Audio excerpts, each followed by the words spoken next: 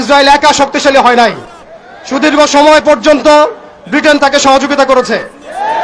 তারাই একত্রে হাত মিলিয়ে অটোম্যানদেরকে উৎখাত করেছিল।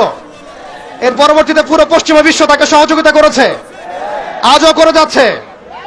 আমরা ইসরায়েলের ব্যাপারে সোচ্চার, কিন্তু তার বন্ধুদেরকে আমরাও যদি বন্ধুরূপে গ্রহণ করি তাহলে এটা হবে একটা দ্বিচারিতা, একটা মুনাফিকি আচরণ। আজকে ইসরায়েল টিকে আছে আমেরিকার উপরে। আমরা সুস্পষ্ট বলতে চাই, এই সাপের মাথা ইসরায়েল নয়, এই সাপের মাথা, মূল মাথা হচ্ছে আমেরিকা। আমরা সাপের লেজ নিয়ে কথা বলছি, কিন্তু মাথার কনসুলেট ঘেরাও করার মতো সাহস আমাদের হচ্ছে না। তাদের প্রতিনিধিকে ডেকে এনে জিজ্ঞাসাবাদ করার মতো সাহস আমাদের হচ্ছে না। আমরা ইসরায়েল নিয়ে তৎপর, কিন্তু আমেরিকার যে আগ্রাসী ভূমিকা, কে ইসরায়েলকে অর্থ দিয়েছে? কে ইসরায়েলকে অর্থ দিয়েছে, বোম দিয়েছে? কোন সভ্যতা ইসরায়েলকে দাঁড় করিয়েছে?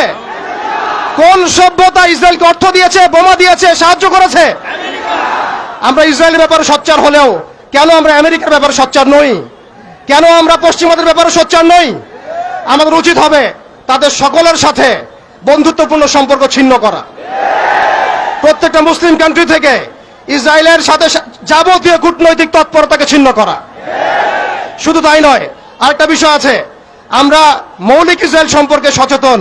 আমাদের বাড়ির পাশে নতুন একটা ইসরায়েলের জন্ম হয়েছে, এই ব্যাপারে আমরা সচেতন নই। আমরা দেখলাম তারাবির নামাজে মসজিদ ভাঙা হলো, হোলি উৎসবের নামে মুসলিমদেরকে নির্মমভাবে রাস্তার মধ্যে পেটানো হয়েছে। তারা একটা অনিবার্য যুদ্ধ আমাদের উপর চাপিয়ে দেওয়ার চেষ্টা করছে।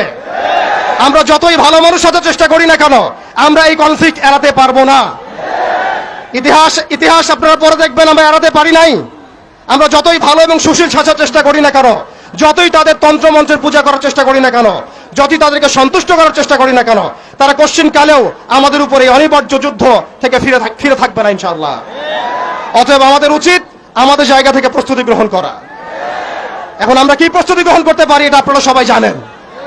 আমাদের মূল প্রস্তুতি ঈমানের প্রস্তুতি, আমলের প্রস্তুতি, তাজকিয়ার প্রস্তুতি, এবং সবচেয়ে বড় কথা, বাংলাদেশকে যতদিন পর্যন্ত আমরা একটা মদিনা রাষ্ট্র হিসেবে কায়েম করতে পারবো না, ততদিন পর্যন্ত আমরা রাষ্ট্রীয়ভাবে এই সমস্যার সমাধান করতে পারবো না। একজন ব্যক্তি কখনো রাষ্ট্রের বিরুদ্ধে যুদ্ধ করতে পারে না, একজন ব্যক্তি কখনো রাষ্ট্রের বিরুদ্ধে যুদ্ধ করতে পারে না। কিন্তু বাংলাদেশ যদি একটা ইসলামী রাষ্ট্র হয়, পরিপূর্ণ ইসলামী রাষ্ট্র ব্যবস্থার দিকে আমরা যেতে পারি, ইনশাআল্লাহ আমরা আন্তর্জাতিক মহলে চাপ সৃষ্টি করতে পারবো। শুধু তাই নয়, আমাদের IMF এর বিপক্ষে আমাদের ইকোনমিক সিস্টেম দাঁড় করাতে হবে, ওয়ার্ল্ড ব্যাংকের এগেইনস্টে আমাদের ব্যাংকিং সিস্টেম দাঁড় করাতে হবে। ওদের ইউনাইটেড নেশনস ফেল করেছে, ওদের মানবতা সংগঠনগুলো ফেল করেছে, এগুলোর এগেইনস্টে আমাদের ঐক্যবদ্ধ প্ল্যাটফর্ম নিয়ে আসতে হবে। এজন্য অবশ্যই আমাদেরকে একটা ইসলামিক রাষ্ট্রের দিকে যেতে হবে। প্রিয় ভাইয়েরা, এখন কথা বলার সময় নয়, কাজ করার সময়। আমাদের, শেষ করছি আমি, আমাদের চোখের পানি তাদের কোনো প্রয়োজন নাই, আমাদের মায়া কান্নার গাজাবাসীর কোনো প্রয়োজন নাই।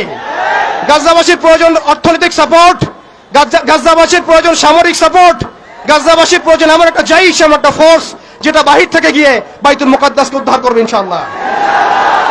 আর আপনারা ভবিষ্যৎবাণী শুনে রাখবেন, ইনশাআল্লাহ আযজা ওয়া জাল, আল্লাহ রাব্বুল আলামিনের এই বান্দাদের মধ্যেই এমন একটা জাইশ, এমন একটা দল আল্লাহ পাক সৃষ্টি করে দিবেন ইনশাআল্লাহ, যেই দল, যেই জাইশকে পৃথিবীর কোন সেনাবাহিনী থামাতে পারবে না ইনশাআল্লাহ।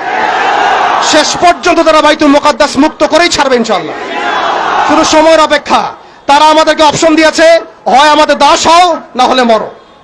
শেষ কথা, তারা আমাদেরকে অপশন দিয়ে দিয়েছে, হয় আমরা তাদের দাসত্ব করব, না হলে মরবো। আমরাও বলে দিচ্ছি, আমরা দাসত্ব করব না, আমরা হয় শহীদ হব অথবা স্বাধীনতা ছিনিয়ে নিয়ে আসবো ইনশাআল্লাহ। হয় আমরা শহীদ হব, না হলে স্বাধীনতা ছিনিয়ে নিয়ে আসবো ইনশাআল্লাহ। আল্লাহ পাক আমাদের বাংলার তাওহীদের জনতাকে কবুল করেন, আমিন।